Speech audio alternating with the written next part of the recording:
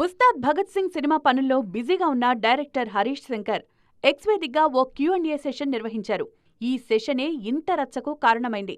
అంతా ఓకే అనుకుంటోన్న టైంలో పవన్ అభిమాని ఒకరు ఈ సినిమాతో బాబ్ బాక్సాఫీస్ రికార్డులను లేపేయాలి అంటూ ఓ ట్వీట్ చేశారు. అభిమానుల్లో జోష్ మరింత పెంచేందుకు ఈ ట్వీట్ సారాంశమేంటన్నది పూర్తిగా అర్థం చేసుకోకుండానే తధాస్తు అనేశారు హరీష్. బాబ్ అని మహేష్ బాబునుద్దేశించి కామెంట్ చేశారని తెలుసుకునేసరికి జరగాల్సిన నష్టం జరిగిపోయింది. హరీష్ స్పందించి ఆ ట్వీట్ డిలీట్ చేసేలోపే మహేష్ అభిమానులు ఆన్లైన్ వేదికగా వార్ మొదలుపెట్టేశారు. దర్శకుడు హరీష్ శంకర్ను టార్గెట్ చేస్తూ ట్రోలింగ్ మొదలుపెట్టారు. వివాదం ముదరక ముందే స్పందించిన హరీష్ శంకర్ వెంటనే సుదీర్ఘమైన వివరణ ఇచ్చారు.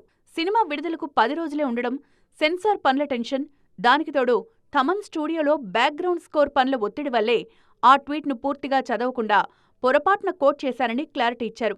ఒక సినిమా రికార్డులు సృష్టించాలంటే దానికి అందరి హీరోల ఫ్యాన్స్, ఫ్యామిలీ ఆడియన్స్ ప్రేమ, మద్దతు అవసరమని, రిలీజ్ టైంలో ఇలాంటి నెగటివిటీని తాను కోరుకోనని, ఆ జ్ఞానం తనకు ఉందంటూ పరిస్థితిని కంట్రోల్ చేసేందుకు ట్రై చేశారు. అనుకోకుండా జరిగిన ఈ పొరపాటు వల్ల ఫ్యాన్స్ మనోభావాలు దెబ్బతీసుంటే హృదయపూర్వక క్షమాపణలు అంగీకరించండి, దయచేసి తమ సినిమాకు మద్దతివ్వండి అంటూ అభ్యర్థించారు హరీష్ శంకర్.